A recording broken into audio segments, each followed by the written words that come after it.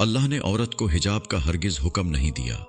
Doctor Zakir Naik कहते हैं, मेरे पास एक तालिब इल्म लड़की आई और पूछा, क्या कुरान पाक में कोई एक भी ऐसी आयत है जो औरत पर हिजाब की फर्जियत या पाबंदी साबित करती हो? डॉक्टर जाकिर नाइक, पहले अपना तारुफ तो कराओ। तालिबा, मैं यूनिवर्सिटी में आखिरी साल की एक तालिबा हूं और मेरे बेहतरीन इल्म के मुताबिक अल्लाह तबारक व तआला ने औरत को हिजाब का हरगिज हुक्म नहीं दिया, इसलिए मैं बेपर्दा रहती हूं। ताहम मैं अपने असल से बिल्कुल जुड़ी हुई हूं और इस बात पर अल्लाह पाक का बहुत बहुत शुक्र अदा करती हूं। डॉक्टर जाकिर नाइक, अच्छा तो मुझे चंद एक सवाल पूछने दो।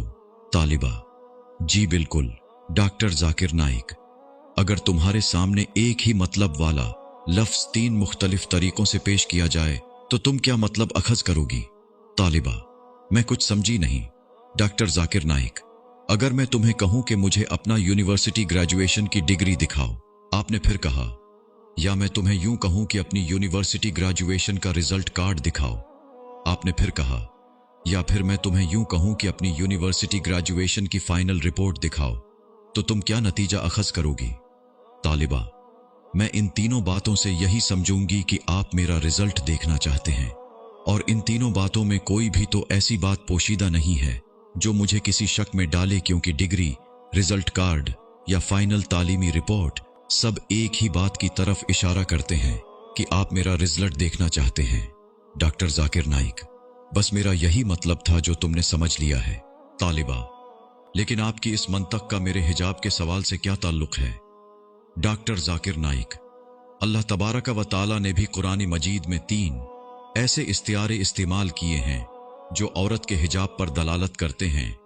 तालिबा ने हैरत से पूछा, वो क्या हैं और किस तरह?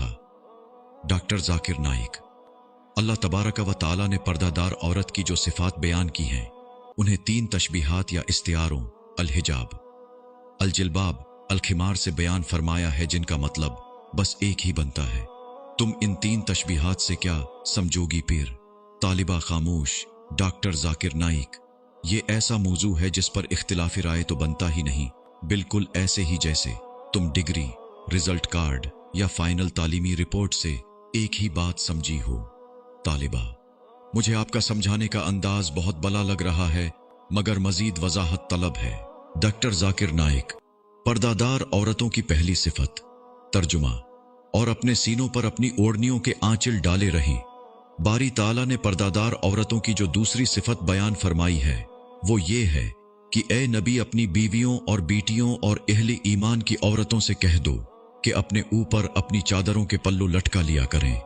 अल्लाह तबारक व ताला ने पर्दादार औरतों की जो तीसरी सिफत बयान फरमाई है वो ये है कि अगर तुम्हें कुछ मांगना हो तो पर्दे के पीछे से मांगा करो।